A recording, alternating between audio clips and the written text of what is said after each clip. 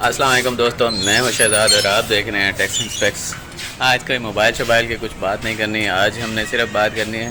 موسم کی، کیونکہ موسم الحمدللہ اس وقت بہت زبردست قسم کا ہوا ہے۔ تھوڑی برسات، تھوڑے بادل، برسات کی جو ہے تھوڑے جو ہے چرچے لگ رہے ہیں کہ شاید برسات ہو جائے۔ اسی طرح اگر آپ آسمان کی طرح دیکھیں تو بہت خوبصورت بادل ہوئے ہیں اور جو درخت وغیرہ ہیں وہ لہلہا رہے ہیں، ہوائیں چل رہی ہیں اور ماشاءاللہ اتنا زبردست موسم ہے کہ کوئی بھی میرے خیال میں اہل ذوق جو ہے وہ کم ہی گھر میں بیٹھے گا، باقی جو ہیں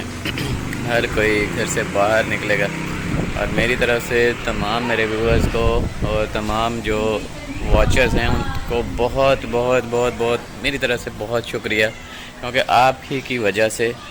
تھوڑا سا یہ میں اب ریلیکس ہوں، میرا چینل، میرے سبسکرائبرز پورے ہیں، میرا واچ ٹائم پورا ہوا ہے، اور آپ کا جو پیار ہے انشاءاللہ اس کو میں کبھی نہیں بھولوں گا۔ اور ظاہری بات ہے کہ ایون یہ بہت سے میرے ویورز جو ہیں وہ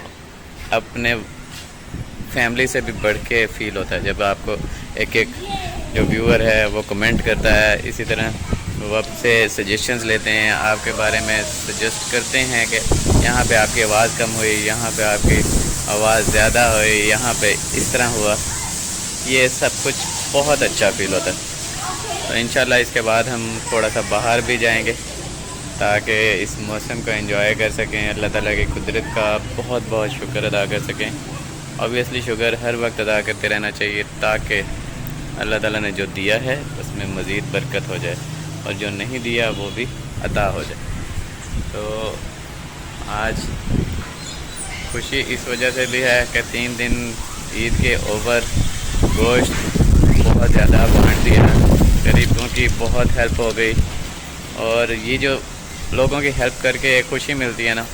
اس سے بڑھ کے دنیا میں کوئی اس سے بڑھ کے بہترین احساس نہیں۔ جب آپ کسی کے کام آتے ہیں،